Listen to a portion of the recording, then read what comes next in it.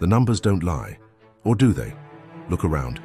You see rising prices, stagnant wages, and a general feeling that the economy is stuck in the mud.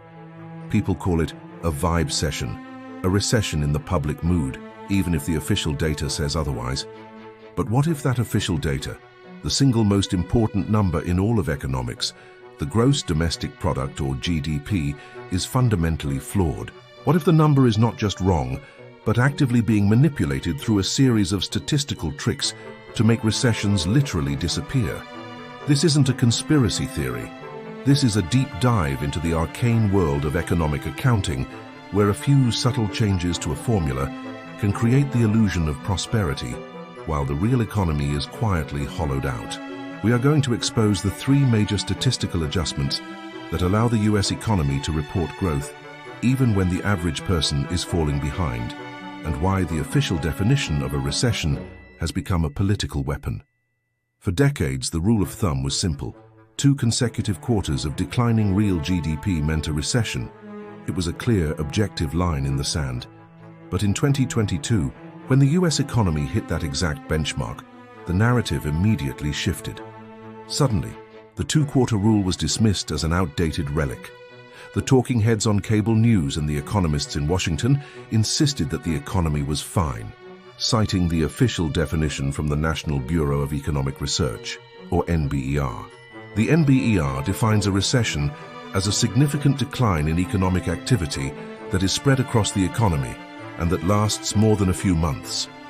It's a vague, subjective definition decided by a small, unelected committee of academics.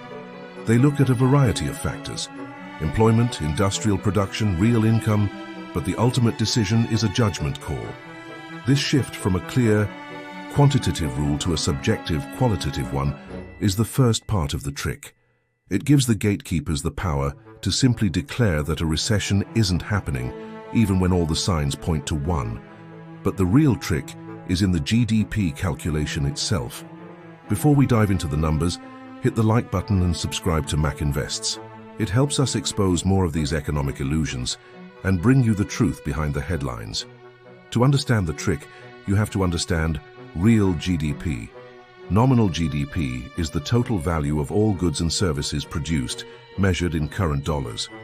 But because of inflation, that number is meaningless for comparing economic output over time.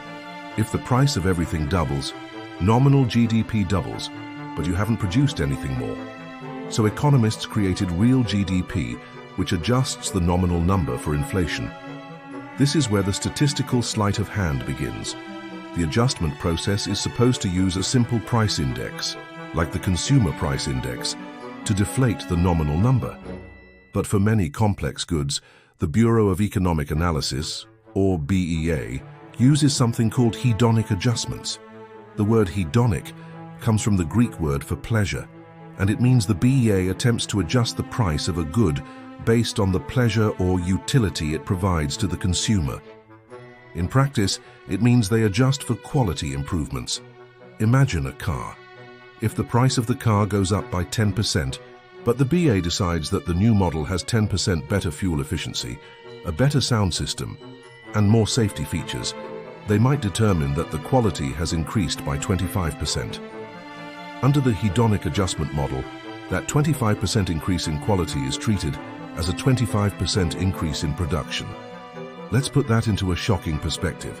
An economist looking at the data might see that the real value added of the car manufacturing sector has increased by 166% over a period, even if the number of physical cars rolling off the assembly line has barely budged.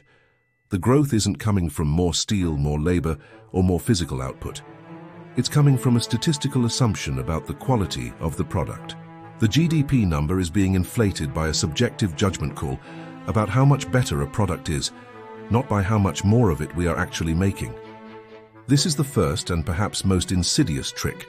Manufacturing GDP is increasingly a measure of statistical quality, not physical quantity. It allows the government to claim that manufacturing output is at an all-time high, even as factories close and industrial jobs disappear.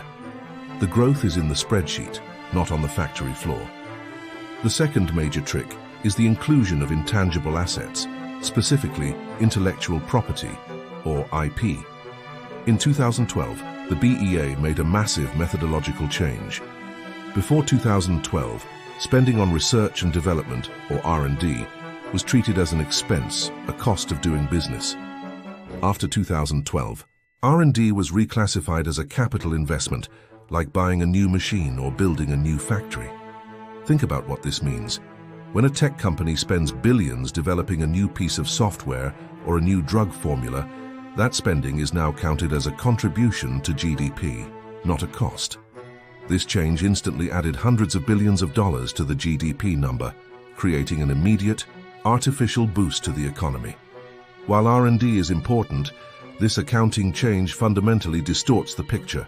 It means that a massive portion of our economic growth is now tied up in intangible assets, lines of code, patents, and copyrights, rather than tangible goods like houses, cars, or infrastructure. This is why you see a massive disconnect between the GDP number and the physical reality of the country. We are producing fewer tons of steel, fewer machine tools, and fewer physical goods than we were decades ago. But the GDP number keeps climbing, fueled by the statistical capitalization of IP. This shift favors the service economy and the tech sector, which are rich in IP, while masking the decline of the industrial base. It's a perfect trick for a post-industrial economy. When you stop making things, you simply change the rules to count the ideas behind the things as economic output. The third trick is the focus on value added over gross output. GDP is fundamentally a measure of value added, the difference between the price of a product and the cost of the materials used to make it. This is done to avoid double counting.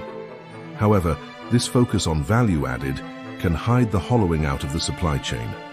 Imagine a company that used to manufacture a product entirely in the US, from raw materials to final assembly. Now, that company imports 90% of the components from overseas and only performs the final assembly and marketing in the US. The gross output might be the same, but the domestic value added is much smaller. But here's the trick.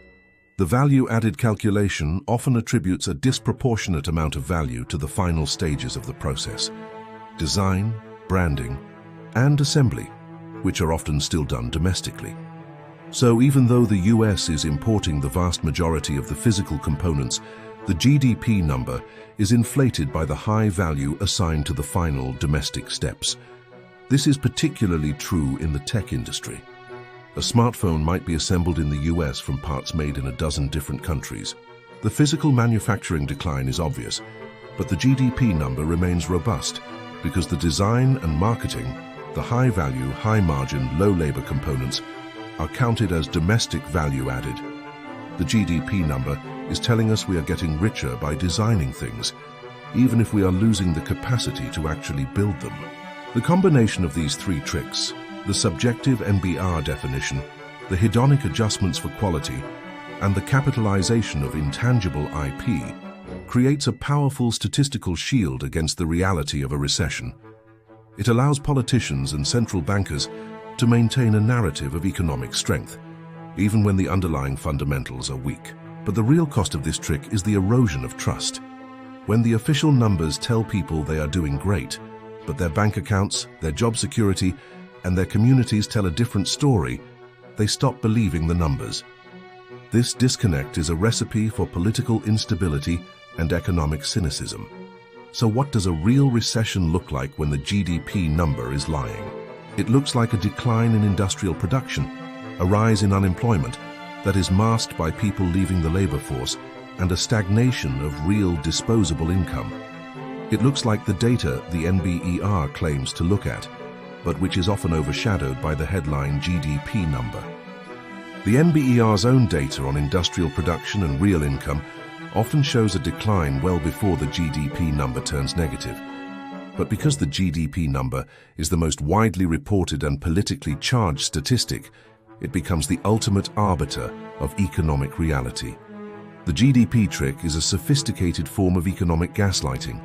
It tells you that your lived experience is wrong, that the decline you see in your town is just a statistical anomaly, and that the economy is fundamentally sound. It's a way of managing public perception, not managing the economy. The solution is not to abandon GDP entirely, but to treat it with extreme skepticism. We need to look beyond the headline number and focus on the underlying components: industrial output, real wages, and labor force participation. These are the numbers that reflect the true health of the economy, the numbers that can't be easily manipulated by a change in accounting rules. The next time you hear a politician or an economist dismiss the idea of a recession because GDP is still growing, remember the tricks. Remember the hedonic adjustments, the capitalized IP, and the subjective MBER committee. Remember that the number is a construct, and that the construction workers are increasingly being replaced by statisticians. The economy is not a spreadsheet. It is the sum of human activity, of factories, of jobs, and of real wages. And when the spreadsheet tells a story that contradicts the reality on the ground, it's time to stop trusting the spreadsheet. This is the Mac Invests difference. We don't just report the numbers, we expose the tricks behind them. If you found this analysis valuable, make sure you like this video, leave a comment with your thoughts on the GDP trick, and subscribe to the channel for more deep dives into the real economy. The illusion of growth is a powerful political tool, but once you understand the trick, you can't unsee it. The recession might not be in the data, but it is in the streets, and it is in the lives of millions of people who are being told they are prosperous when they are barely getting by. The GDP trick is making recessions disappear, but it's not making the pain go away. We need to demand transparency and a return to economic metrics that reflect the physical reality of production and the financial reality of the average worker. Until then, remember, the biggest trick the economy ever pulled was convincing the world that the GDP number was real.